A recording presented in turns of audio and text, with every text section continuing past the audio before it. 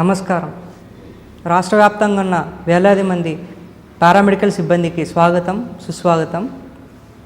ఈరోజు నోటి క్యాన్సర్ గురించి మాట్లాడటానికి నంద్యాల నుంచి డాక్టర్ సహదేవుడు గారు, ప్రముఖ శస్త్రచికిత్స వైద్య నిపుణులు మన ముందు ఉన్నారు.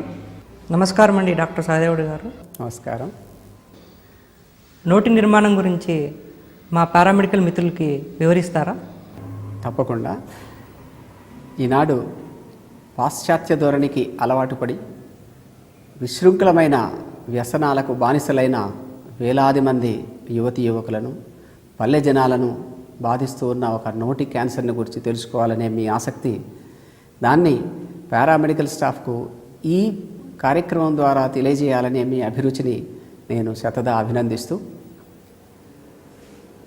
ఇప్పుడు పేద ప్రజలకు, డబ్బున్న వాళ్లకు అందరికీ సమానంగా ఈ వ్యాధి ఎలా సోకుతోంది అంటే, పేద ప్రజలకు కొన్ని అలవాట్లు, వారి పనిలోని శ్రమను మర్చిపోవడానికి గుట్కాలు, బీడీలు, చుట్టలు కాల్చే అలవాటైతే, ఆధునిక కాలేజీ విద్యార్థులందరికీ స్మోకింగ్, సిగరెట్టు విలాసంగా తాగడం, రాత్రుళ్ళు పార్టీల్లో మందు తాగటం ఎలా అలవాటైపోయాయో, మన భారతీయ సంప్రదాయానికి దూరమైపోయి వారి కొని తెచ్చుకున్న ఒక గొప్ప వ్యాధి ఏమిటంటే ఓరల్ క్యాన్సర్.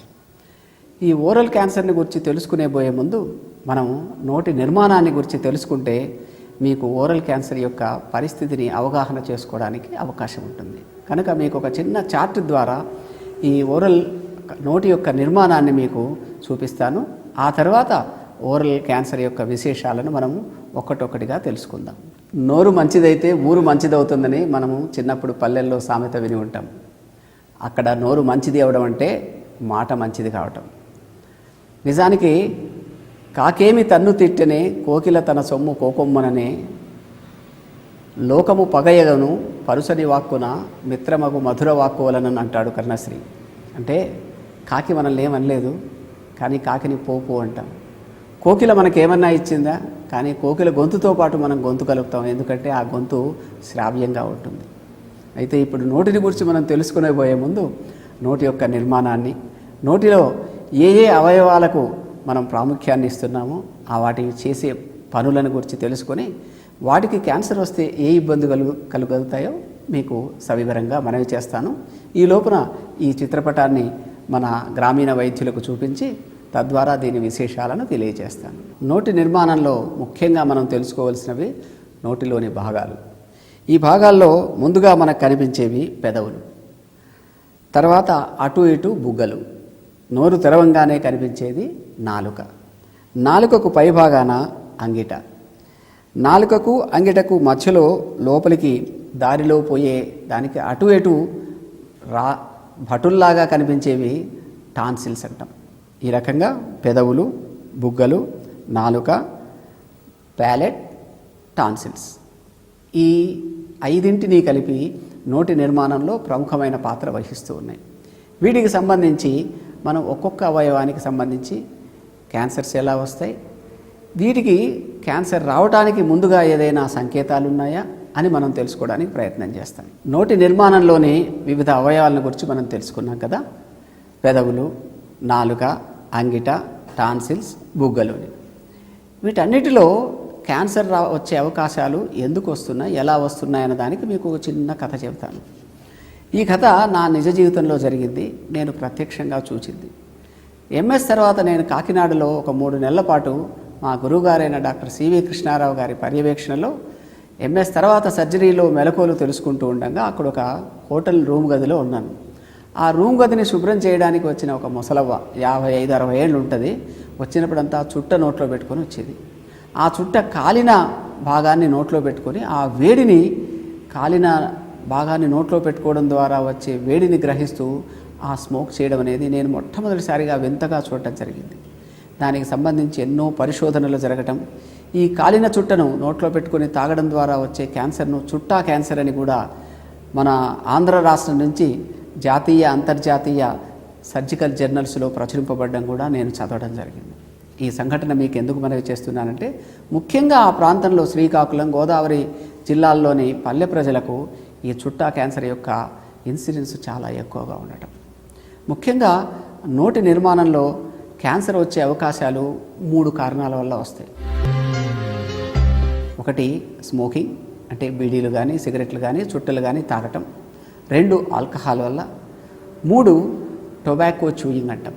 అంటే ఇప్పుడు మీరు ఇంతవరకు అన్నారే గుట్కాలని కానీ ఇంకా రకరకాలైన పేర్లతో వట్టి పొగాకును తమలపాకుతో పాటు నోట్లో పెట్టుకొని ఆ దవడలో అలాగే దాన్ని ఉంచుకొని దాని నుండి వచ్చే రసాన్ని ఆస్వాదిస్తూ పరమానందం పొందుతున్న వీళ్ళందరికీ ఈ చుట్టా క్యాన్సర్ వచ్చిన వాళ్ళను, ఈ దవడకు వచ్చిన క్యాన్సర్స్ను బొమ్మలు చూపించి నేను చాలాసార్లు వాళ్ళందరినీ భయపెట్టడం కూడా జరిగింది. మా ఇంట్లో పనిచేసే ఒక ఆమెకు ఎప్పుడూ పొగాకు నములుతూ ఉంటే నేను ప్రాక్టీస్లో ఒక క్యాన్సర్ చీక్ కేసు వస్తే అదే పనిగా ఇంటికి ఫోన్ చేసి ఆమెను పిలిపించి చూపించి ఇకనైనా నువ్వు ఈ పొగాకు నమలడం మానేస్తావా అని బెదిరించడం కూడా జరిగింది.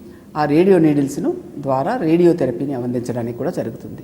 ఈ రేడియేషన్ను వ్యక్తి యొక్క శరీరం వెయిట్ని బట్టి ఆ గ్రోత్ను బట్టి లెక్క వేసుకొని వారానికి ఇంత చొప్పున కొన్ని వారాల పాటుగా ఈ రేడియోథెరపీ ఇవ్వడానికి అవకాశం ఉంది. ఒక్కొక్కసారి రేడియోథెరపీకి ఆపరేషన్కి కూడా ఇబ్బంది అయిన పరిస్థితులు మనం అప్పుడప్పుడు చూస్తాం. అంటే పూర్తి అడ్వాన్స్డ్ స్థాయిలో ఎప్పుడైనా పేషెంట్ వస్తే వారికి కీమోథెరపీని కూడా మనం ఇవ్వడం అవకాశం ఉంటుంది. ఎందుకంటే ఈ 3 థెరపీలను కంబైన్డ్గా చేసి మనకు మంచి రిజల్ట్స్ని తెచ్చుకోవడానికి కూడా అవకాశం ఉంది.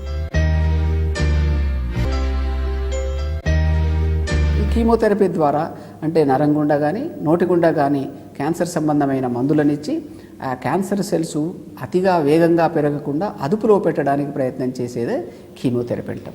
అయితే ఈ కీమోథెరపీ రేడియోథెరపీ అన్నవి సాధారణంగా మనము ప్యాలియేటివ్ థెరపీ అంటాం. అంటే పూర్తిగా పేషెంట్కు నార్మల్ పరిస్థితిని తెప్పించే అవకాశాలు తక్కువగా ఉంటాయి. సర్జరీ ద్వారా మనం చేయగలిగి దాన్ని పూర్తిగా తొలగించడానికి అవకాశం ఉన్న స్థాయిలో రోగి మన దగ్గరికి రావడం అయితే దాన్ని పూర్తిగా వారిని మొట్టమొదట అంటే ఇంతకు మునుపు జబ్బు రాకముందు ఎలా ఉన్నాడో అలాంటి నార్మల్ స్థితికి తీసుకురావడానికి అవకాశాలు ఉన్నాయి. వీటిని నగరంలో పెద్ద పెద్ద హాస్పిటల్స్లో మేజర్ ఆపరేషన్స్ కూడా చేసి నార్మల్ స్థితికి తెప్పించడానికి చాలా అవకాశాలు ఉన్నాయి. ఎందుకంటే మన నగరంలో ప్రత్యేకంగా క్యాన్సర్కి సంబంధించినవే హాస్పిటల్స్, ప్రత్యేకమైన నిపుణులు, ప్రత్యేకమైన విభాగాన్ని మన ఆంధ్ర రాష్ట్రంలో నగరంలో మన జిల్లా స్థాయిలో ఉన్న ఆసుపత్రుల్లో కూడా ఈ అవకాశాలు ఉన్నాయి. కాబట్టి రోగులు చాలా ప్రాథమిక స్థాయిలో ఉన్నప్పుడే దీన్ని వైద్యుల యొక్క సలహా తీసుకోవాలి. కానీ దానికంటే ముఖ్యమైన సలహా నాదేమిటంటే క్యాన్సర్ రాకుండా చేసుకోవడం ఎలాగా.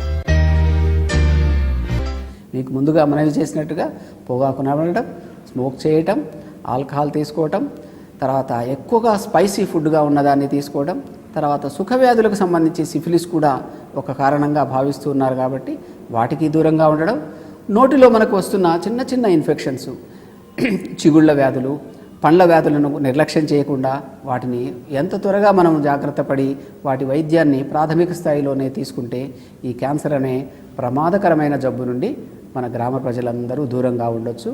వారందరూ ఇలాంటి మంచి అలవాటు చేసుకొని ఈ ప్రాణాంతకమైన ఈ క్యాన్సర్ వ్యాధి నుంచి దూరంగా ఉండాలని ఈ సమాచారం ద్వారా ఈ కార్యక్రమం ద్వారా ఇప్పటి నుంచైనా వారు దీన్ని గ్రహించి మేలుకొంటారని ఆశిస్తూ రాష్ట్ర ప్రభుత్వం చేపట్టిన ఈ వైద్య విజ్ఞాన మేళాను గ్రామానికి మూలకు వేలాది మంది లక్షలాది మంది ప్రజలు ఈ అవకాశాన్ని వినియోగించుకొని తద్వారా గ్రామీణ వైద్యులు కూడా వారి విజ్ఞానాన్ని అభివృద్ధి చేసుకొని ఈ కార్యక్రమాన్ని సఫలీకృతం చేసేందుకు మీ అందరూ ముందుకు రావాలని, ఇటువంటి బృహత్తర కార్యక్రమంలో మమ్మల్ని కూడా భాగస్వాములుగా చేసినందుకు రాష్ట్ర ప్రభుత్వానికి ఈ కార్యక్రమ నిర్వాహకులందరికీ నా హృదయపూర్వక ధన్యవాదాలు అందిస్తూ మళ్ళీ మీ ముందుకు రావడానికి కూడా ఈ కార్యక్రమం మీ ముందుంటుంది.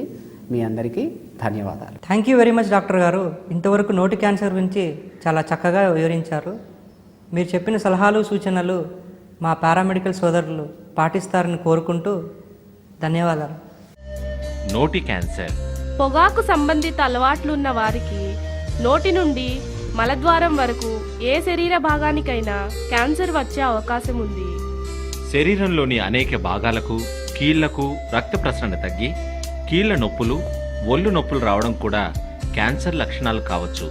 గుట్కా వంటి దురలవాట్ల వల్ల 2 నుండి 3 సంవత్సరాల పాటు ఏ వ్యాధి రాకపోతే ఇక తమకేది కాదనుకోవడం పొరపాటు. 10 నుంచి 15 సంవత్సరాల వరకు క్యాన్సర్ సంక్రమించవచ్చు లేదా నోరు తెరవలేని స్థితి అయినా రావచ్చు.